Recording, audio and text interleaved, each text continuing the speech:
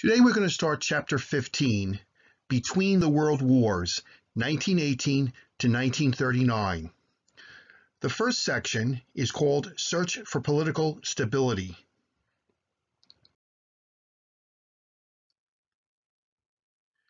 The Versailles Treaty brought an end to the war, but not a solid peace. Lasting peace would be difficult.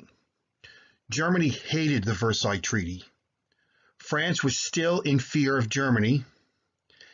They wanted them to pay heavily for the war. Britain actually broke away from France. They did not want to support France's draconian methods toward Germany. Britain actually wanted to resume trade with Germany to help their own economy. And the United States turns its back on Europe. Now, the Weimar Republic. Now, after World War I, Germany was on the brink of political chaos. The Kaiser had abdicated, and a new government of social democrats take control.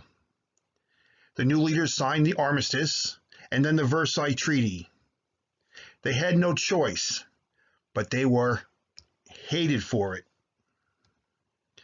In 1919, the German leaders write a new constitution in the city of Weimar. Berlin was very chaotic in the years after World War I, with lots of riots and groups fighting for control. So they went down to the quiet city of Weimar, where they wrote the Constitution. Now, the Constitution was abolished in 1933 when the Nazis came to power, but was brought back after World War II and is still followed today. Now, the Weimar leaders created a new democratic government, which has been called the Weimar Republic. The Reichstag was a lawmaking body, very similar to our Congress.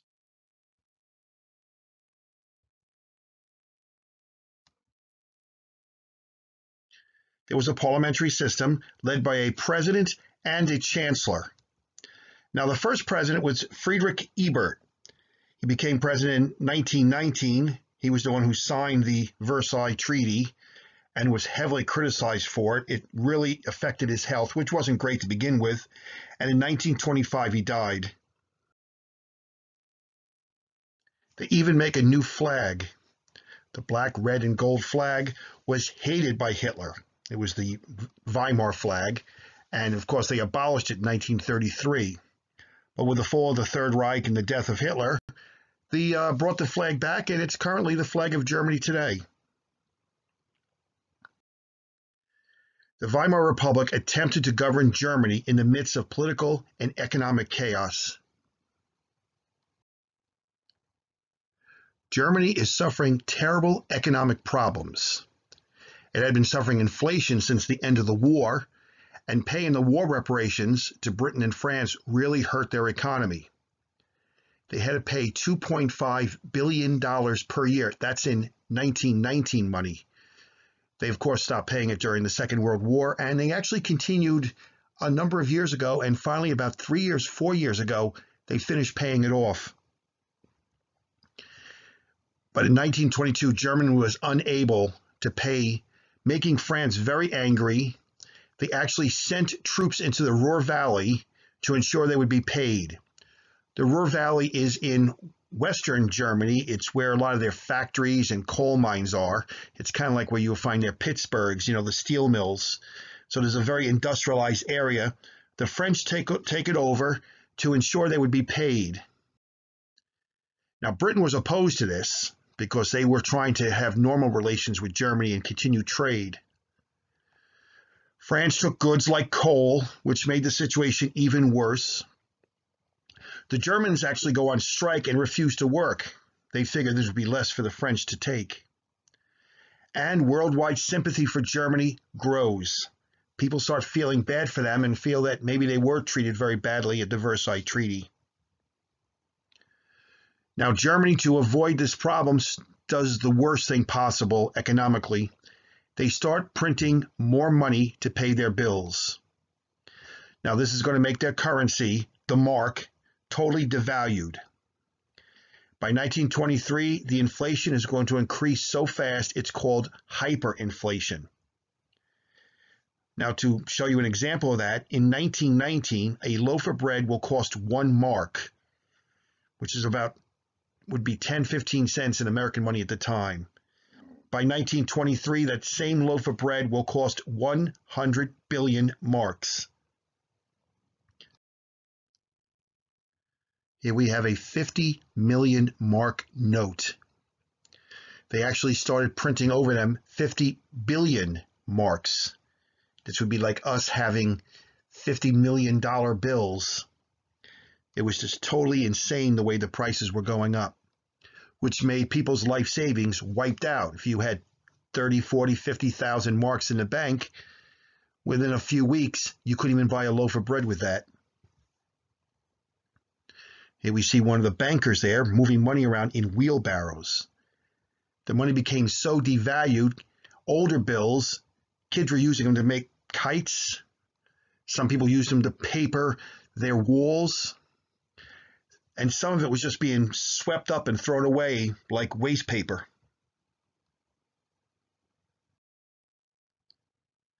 Now, France and Germany agreed to a compromise.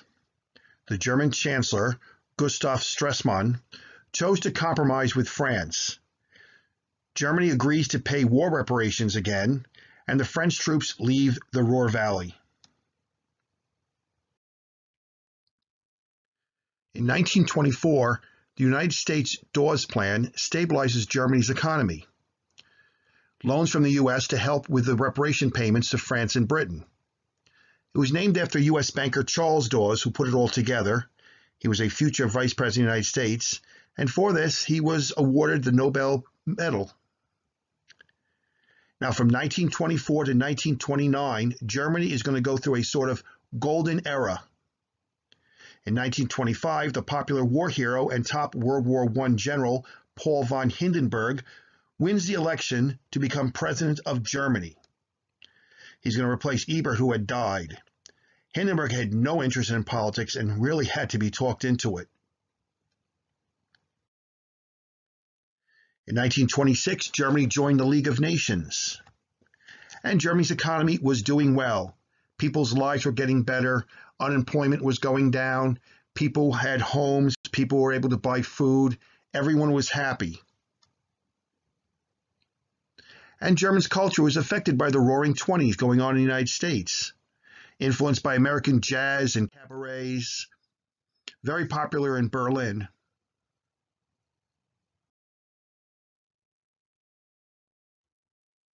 During the early 1920s, Britain and France also suffered economic and political problems. In Britain, there was massive unemployment after World War I. Britain had suffered 2.5 million casualties and had a huge national debt. The government, though, provided enough aid to keep the country from collapsing and reduces social unrest. Labour Party becomes the main opposition to the Conservative Party. It replaces the Liberal Party. And today, Labour Party is still the main opposition.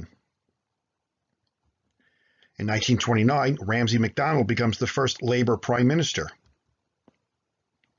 In 1922, Britain grants Southern Catholic Ireland independence. Northern Ireland still is today part of Great Britain. In France, losses in World War I were very high. The human losses included 1.3 million men killed, or about 10.5% of the adult male population. This hurt as it really reduces the available workforce. Also, unlike Germany or Britain, France's northeast countryside was devastated by the war, as most of the fighting occurred there. The economy went down and there was political unrest. Many different political parties competed for support. Communist and socialist fought for control. During the period between 1920 and 1940, the prime minister changed 33 times. However, the moderate democratic government managed to hold on. They raised taxes and cut spending, which stabilized the economy. Now, European countries did not want a repeat of World War I. So they signed treaties that outlawed war. In 1928, the U.S. Secretary of State, Frank B. Kellogg, worked out a treaty with France called the KelloggBriand Pact. In 1928, 15 nations, including Great Britain, Germany, Italy, and Japan, joined the U.S. and France, signing the pact. They agreed not to use the threat of war with one another. Eventually, 60 countries, including the Soviet Union, would sign it. It really was a good idea, but it was totally unrealistic since there was no way to enforce it. Most of the countries did not trust each other enough to cut back on their military forces, and by 1941, most of the countries that had signed it were involved in World War II. So Germany has been doing very well, but that's all going to change with the Great Depression. In 1929, the stock market in New York City crashes, bringing on the Great Depression. Millions are unemployed throughout the United States. Bread lines, the Dust Bowl, all this cripples the American economy. A financial panic triggers an international financial crisis, and the Great Depression spreads to Europe. American bankers recalled foreign loans. European banks crashed. There's financial chaos. Obviously, the United States stopped giving loans to Germany, which made their situation even worse. Britain, France, and Germany suffer severe unemployment. Governments are unable to help the people. Britain was already experiencing economic problems. It was no longer the industrial leader that had now become the United States. The causes of the world economic collapse? Well, one, U.S. and Britain. These were the two world economic leaders, and they do very little to stabilize the economic system. And two, most countries cut their budgets, cut their spending, instead of raising spending to stimulate the economy. Now, Britain's strict economic policy improved the economy. They actually do better during the Great Depression than the United States or France. France is not as industrial as the U.S. Britain, so the depression doesn't hit them at first very bad, but will hurt later on. France again will go through a period of political chaos. However, Germany is the hardest hit. Without the loans from the United States, its economy is crushed and it's plunged into political chaos. Radical groups, the communists and the fascists, gain popularity. All right, this ends section 1, Search for Political Stability. I hope you enjoyed it, and I hope you enjoy the rest of your day. Goodbye.